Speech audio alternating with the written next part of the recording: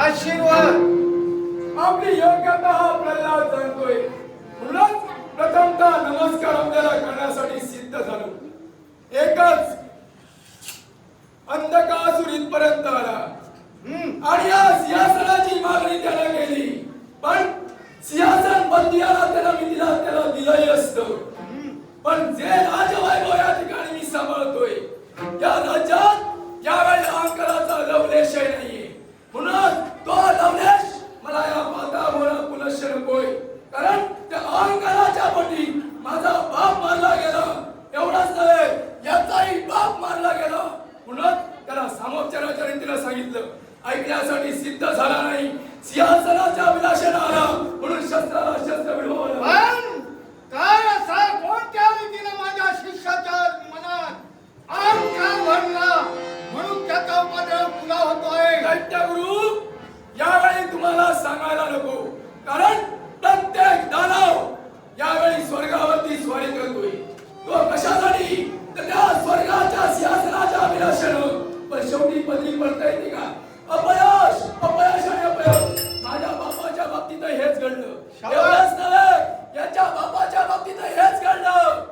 आणि असून हे मला चालू ठेवायचं नाहीये. त्या वैकुंठीच्या नारायणाच्या कृपेनं हे माझं राजवैभव सुरळीत चाललेलं आहे. मला कशाची कमतरता यावी नाहीये.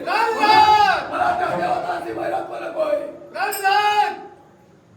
जय बापाच्या पोटी तुझा जन्म झाला, त्याचं नाव बाप म्हणून त्याचं नाव सुद्धा घेऊ नको. कशासाठी? कारण ज्या प्रत्येक आई बापाच्या पोटी पुत्र जन्माला येतो त्या आई बापाच्या इच्छेसाठी इच्छा असते.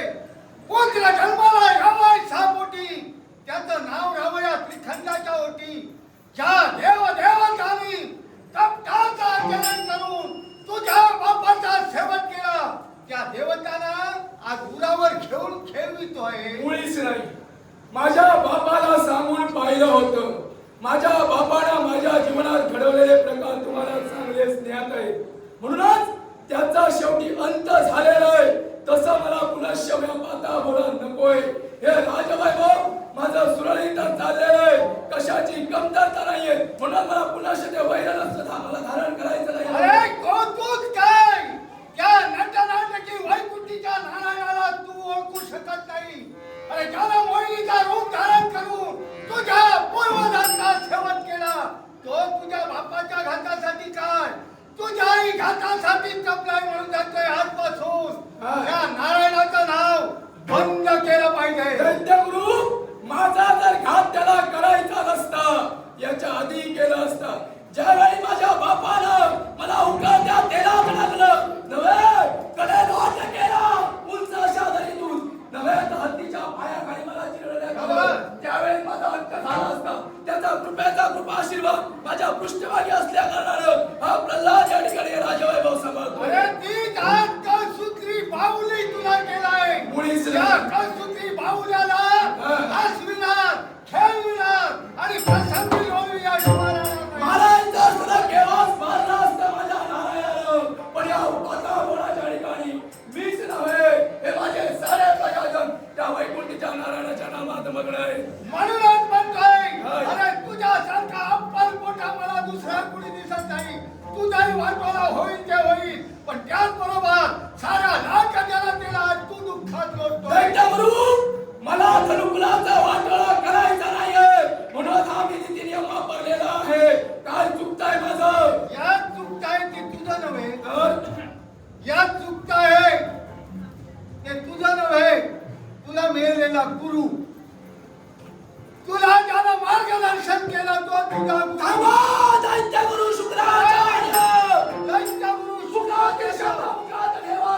तुझा मात्र मी गुरु नाही. तुझा गुरु तो सपाट पायाचा. म्हणून तुम्हाला मी गुरु केला नाही. उभ्या शेंडीचा नक्षत्र आग लावला, काय लावला, ओप मारा. अरे त्या ओप माऱ्याच्या नादी लागला तर याच्याही पुढे तुझ्या जीवनाचा वाटोळा होईल जाईल याचा विचार कर. दैत्यगुरु शुक्राचार्य, तुम्ही या कुळाचे आमचे कुलगुरु आहात. तुमचा मान सन्मान मी ठेवला, तुमची योग्यता मी जाणली. याचा अर्थ असा नव्हे माझ्या गुरुला दूषण देणं तुम्हाला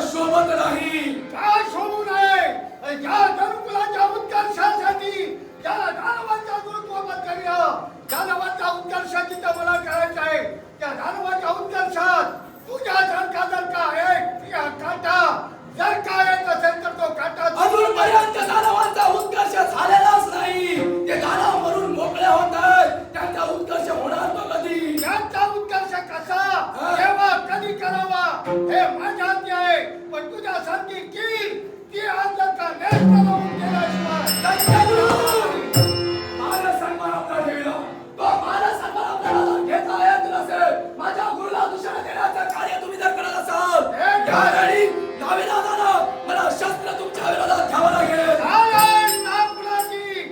अरे आज ज्या तुझ्या गुरुला गुरु गुरु म्हणून आज शिखरावर चढवतोय, अरे आज नव्या भोग मारा ज्याला आतापर्यंत कुणाचं सुख पाहिलं नाही, ज्याला मेलेल्याचं दुःख नाही, जन्माला आलेल्याचं सुख नाही, तो दत्तगुरु माझे गुरुदेव माझ्यासाठी पुण्यवंत झाले ज्यांनी मला ज्ञानार्जन केलं त्या ज्ञानामुळे या वातावरणाचं वैभव प्रल्हाद सांभाळतोय म्हणून या वातावरणात अजूनही कुणाचाही मृत्युमुखी कोणी पडलेला नाही नव्हे तर देवतांचं संकट या वातावरणावरती काहीच नाही देवतांनी प्रथम संकट इथे आणलंच नाही या दानवाने त्या देवतांवरती स्वारी केली आणि संकट ओढून आणलेलं आहे अरे भविष्याच्या उदयात काय मी सांभाळलंय हे तुझ्या सारख्याला कळला का तू विश्वाचा चित्रपट ठेवत बदलला असता म्हणून सावत्रीचा इशारा देऊन जर का तो ऐकत नसती तर नावेला जाणार माझ्या धनुकुलासाठी एक वेळा त्याची भीती माझ्या जीवनात भविष्याच्या उदरात काय समावलेला आहे तो माझा वैकुंठीचा नारायण जाणतोय कारण ज्यानं अवतार कार्य धारण केलं त्या अवतार कार्यात मला संपूर्ण ज्ञान द्यायला प्राप्त करून दिलं एवढंच नव्हे